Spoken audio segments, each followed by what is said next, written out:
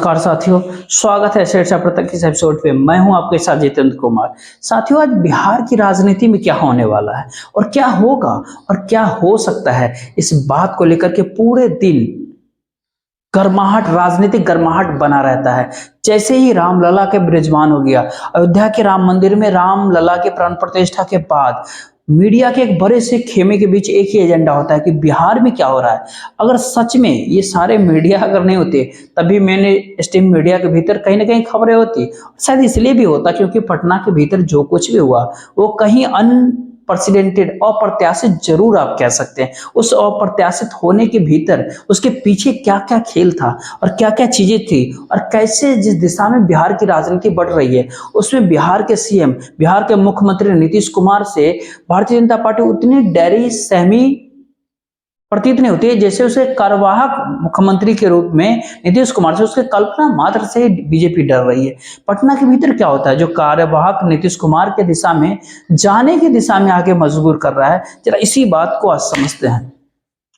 दरअसल बिहार की राजधानी पटना में एक कैबिनेट की बैठक हुई। उस कैबिनेट की बैठक से पहले एक प्रेस नोट सामने आता है। उस प्रेस नोट में जिक्र किया जाता है कि बिहार की राजनीति में और बिहार में जो कैबिनेट बैठक होगी उसमें इसकी कोई प्रेस ब्रीफिंग नहीं होगी। जो फैसले होंगे उसको पत्रकार तक नहीं बताया जाएगा। अब सबको पता है कि कौन से फैसले नहीं बताए जाते पत्रकार से, सीधे लोगों को अचानक जो है प्रधानमंत्री नरेंद्र मोदी या फिर मुख्यमंत्री या किसी भी केंद्र या राज्य सरकार की कैबिनेट की जानकारी होती है।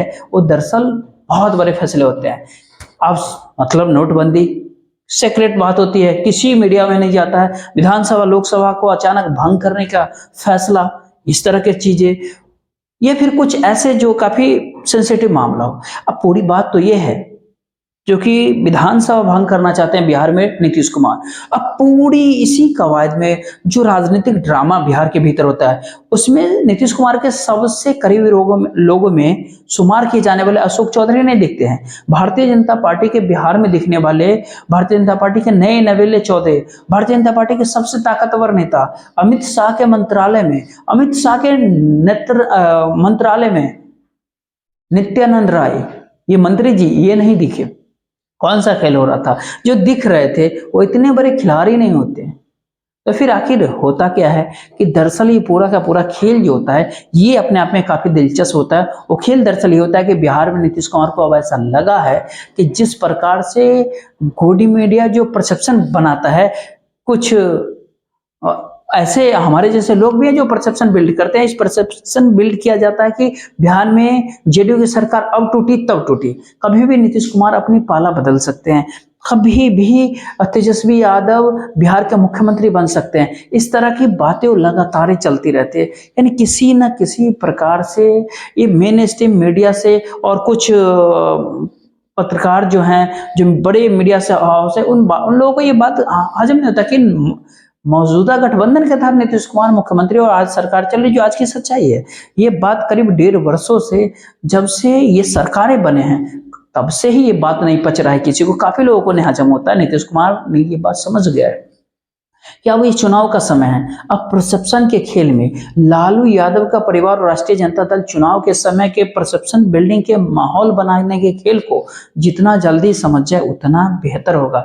यही तो बिहार के नीतीश कुमार को मानना है, वो चाहते भी ऐसा ही। इसी वजह से बिहार के विधानसभा भंग करना चाहते हैं। वहां पे भारतीय जनता पार्टी प्लस के पास 82 MLA है भारतीय जनता पार्टी के पास। जितना मांझी और भारतीय जनता पार्टी को मिलाकर के 40 ही कम है बहुमत से। 243 का बिहार विधानसभा, 122 पे बहुमत का आंकड़ा है। इन सबों के बीच बिहार के भीतर राजद सुप्रीमो लालू यादव और नीतीश कुमार के पास तकरीबन 2/3 का बहुमत है। कांग्रेस और बाकी वाम दल भी उसके साथ है। 160-161 विधायक अभी सत्ता के समर्थन में बताए जाते हैं। 243 के भीतर 161, 2/3 विधायक है। तो इन सारी परिस्थितियों के भीतर बिहार के नीतीश कुमार को ऐसा प्रतीत होता है कि आखिर क्यों ना लोकसभा के साथ बिहार के विधानसभा चुनाव कराया जाए और बिहार को एक चुनावी हिंदुत्व की जो थोड़ी बहुत संभावनाएं दिखती है, हालांकि बिहार के भीतर बहुत ज्यादा चीज नहीं दिखती, उस चुनावी हिंदुत्व की पूरी संभावनाओं को ही खत्म किया जाए। आज यही सारी बात आज सुबह बिहार की कैबिनेट के मीटिंग जो पटना के भीतर हुआ, उस कैबिनेट के मीटिंग में नीतीश कुमार का एक विचार व्यक्त होता है कि कहा जाता है कि कोई प्रस्ताव रखा नहीं रखा इस पर कोई बहुत खुलकर के बातें सामने नहीं आती, लेकिन एक उन्होंने विचार जरूर रखा कि मिड टर्म पोल में चल जाए, लोकसभा के साथ विधानसभा का चुनाव करा जाए बिहार में। 25 जनवरी की अगर विधानसभा भंग होती है तो 24 जुलाई से पहले नई विधानसभा गठित करनी पड़ेगी, यानी चुनाव कराना पड़ेगा। और लोकसभा का जो पूरा कार्यकाल 16 जून तक है, क्योंकि 17 जून 2019 को लोकसभा गठित हुआ था, तो कहीं ना कहीं कमोबेश किसी भी सूरत में लोकसभा के साथ विधानसभा का चुनाव कराना होगा। ये हर हाल में कराना पड़ेगा, जो हालात बन रहे हैं उसमें होना ही होना है। और जैसे बिहार विधानसभा भंग अगर होती है, अगर हो जाती, अगर बिहार की विधानसभा भंग कर दी जाती, बिहार के टेकर केयर मतलब क्या ना उस गवर्नमेंट को लेजिस्लेटिव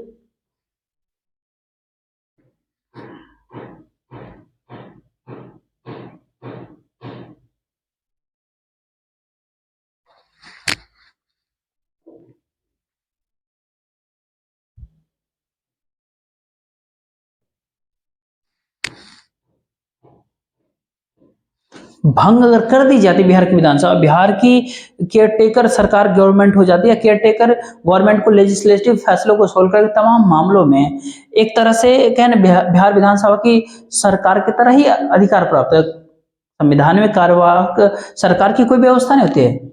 जो लोग इस बात को जानते होंगे उन्हें ज्यादा पता होगा, जो निर्णय बिहार विधानसभा जो विधानसभा में लिए जा सकते हैं, जो नीतिगत निर्णय, वो डीएम कौन होगा, एसपी कौन होगा, प्रशासन कैसे चलेगा, उसके ऊपर कोई रोक नहीं होती है, वो केयरटेकर गवर्नमेंट किया करते हैं।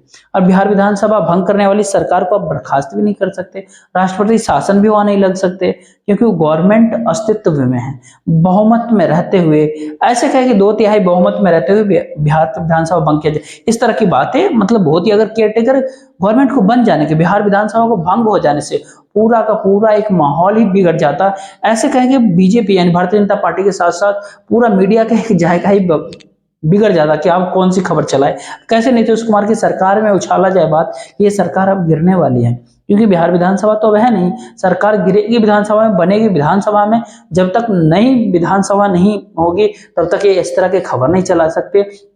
और नीतीश कुमार की पार्टी तीसरे नंबर पे होती है, स्वाभाविक है, जो पार्टी तीसरे नंबर पे हो बिहार विधानसभा में, वो चाहेगी कि बिहार विधानसभा में वो पहले या दूसरे नंबर पे हो। जो पुरानी परिस्थिति जो जेडीयू की थी बिहार विधानसभा में, और तीसरे स्थिति पे अपनी ताकत के साथ जेडीयू ने है, बल्कि एक तथाकथित चिराग मॉडल के बोधे तीसरे नंबर पे जेडीयू, तथाकथित चिराग मॉडल के ऊपर ही तीसरे नंबर पे जेडीयू है बिहार विधानसभा में। जब दो ईवीएम एक साथ बूथ पर लगेंगे, लोकसभा और विधानसभा के चुनाव अगर बूथ पे लगेंगे, तो उस परिस्थिति में ना चिराग मॉडल होगा, ना कोई लोटस मॉडल होगा, ना कोई भी मॉडल ही नहीं चलेगा वहां पे।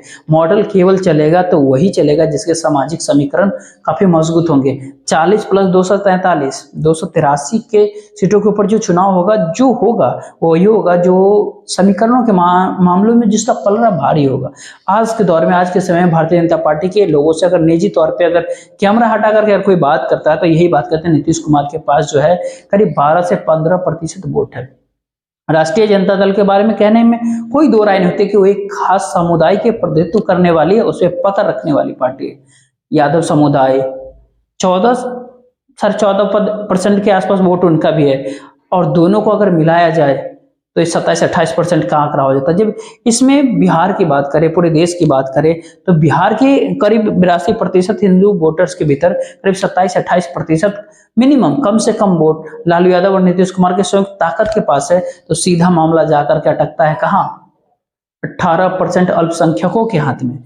बिहार की राजनीति की बाजी ही आ जाती है। जब बाजी उत्तर प्रदेश से इतर हट करके अगर बिहार को देखे, सामाजिक समीकरणों को देखे, तो बिहार में कोई हिंदू वोट बैंक क्रिएट नहीं हुआ, कोई चुनावी हिंदुत्व वोट बैंक क्रिएट नहीं हुआ। तो फिर बाजी जब 45% से ऊपर आकर के अगर अटकती है, तो समीकरणों का खेल खेलने में लालू यादव और नीतीश कुमार, ऐसे करके पूरा का पूरा इंडिया गठबंधन इस मामले में आगे बढ़ जाता है कि जो बीजेपी का कोड वोटर है उनके बीच से भी चुन चुन करके रणनीतिक तरीके से बिहार विधानसभा लोकसभा के टिकटें बांटी जाए। इसमें इस तरह की संभावनाएं सबसे ज्यादा भारतीय जनता पार्टी को भीतर ही भीतर कहीं ना कहीं डरा रही है, भ्रांत करा रही है। चौंका रही कि लोकसभा के साथ अगर बिहार के विधानसभा चुनाव अगर हो गई और नीतीश कुमार ने अगर बिहार विधानसभा को अगर भंग कर दिया तो पहली बात तो ये होगी कि प्रोपगंडा बंद हो जाएगा। तब तेजस्वी यादव सीएम बने, कल को कोई गिरिराज सिंह आकर के बता दे कि तेजस्वी यादव सीएम बन रहे हैं, विधानसभा ही नहीं है तो सीएम कौन बनेगा? जो सीएम है वही है सीएम रहेंगे जो नई विधानसभा में। अब जो सरकार बन रही है वो तरह के प्रोपगेंडा भी नहीं फैलेंगे।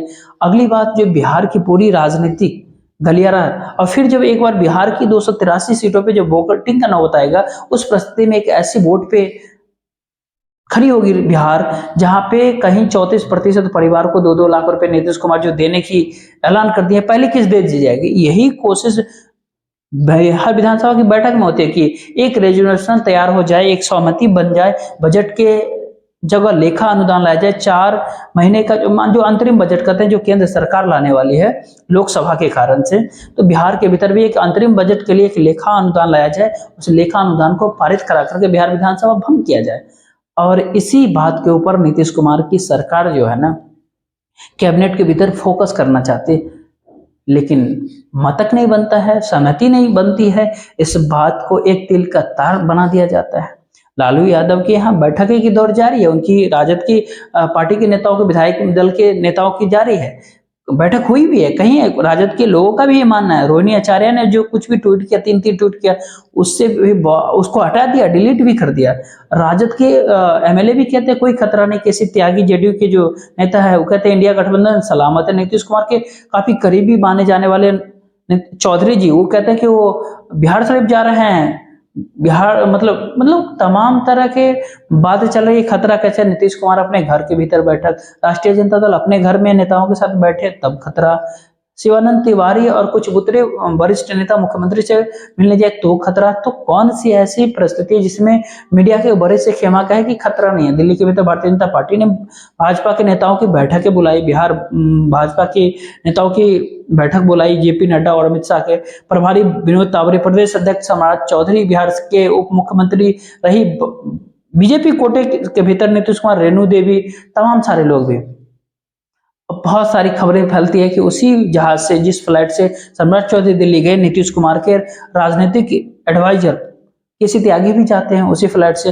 ये उसी तरह की खबरें फैलते हैं जो लालू यादव, गिरिराज सिंह एक ही फ्लाइट से दिल्ली से पटना आते हैं। तेजस्वी यादव ने कहा कि गिरिराज सिंह ने कहा कि मटन कब खिलाइएगा, गिरिराज सिंह ने कहा, लालू यादव ने कहा कि मतलब तेजस्वी को जल्दी मुख्यमंत्री बनाना। इन तरह की बातों में सब लोग अलग अलग तरह की बातें करते हैं। ये सारी बातें कहना कहीं ना कहीं र्यूमर वाली बात, विधानसभा भंग होने के बाद कहीं न कहीं ये सब बंद हो जाएगा, एक अलग बात है। लेकिन ये है बिहार की राजनीति में आखिरकार नित्यानंद राय कहाँ है, अशोक चौधरी कहाँ है? अशोक चौधरी के बारे में जो कुछ भी खबरें मिलती है, जो नीतीश कुमार के विश्वसनीय हैं, उनके बारे में ये भी कहा जाता है ये भारतीय जनता पार्टी के कहीं ना कहीं सॉफ्ट कॉर्नर रखते हैं। उनके बारे में एक खबर चलती है कि अशोक चौधरी लालू यादव के आवास के ऊपर उनसे शायद मिलने गए हुए थे लालू यादव से। नित्यानंद राय के बारे में कोई खबर निकल के नहीं आती। आखिरकार अमित शाह के लेफ्टिनेंट है, भाजपा भारतीय जनता पार्टी के चेहरे, और बिहार भाजपा के सबसे कद्दावर चेहरे जिन्हें मुख्यमंत्री या संभावित उप मुख्यमंत्री के रूप में भी कुछ लोग देखते हैं, वो कहाँ इस दौर में गायब है। सारी परिस्थितियों के ऊपर देखने की बात है, देखने की जरूरत है। नित्यानंद राय भी यादव समुदाय से आते हैं, तेजस्वी यादव, मोहन यादव की तरह, अखिलेश यादव की तरह वो भी यादव आते हैं। और यादव राजनीति करने वाला चेहरा अगर बीच से गायब है तो फिर वो कहाँ ठहरा है, कहाँ है? राजनीति का ये पूरा चक्रव्यूह, पूरा खेल और प्रोपेगेंडा को न्यूज समझने वाले सारे लोग, जो कुछ भी चलता है वो ये बात समझ नहीं पाना, ये जानबूझ करके इसको गलत खबरें फैला तो लोगों को भ्रमित कर देना, इसी मामले से समझ में आएगा। देखते रहिए।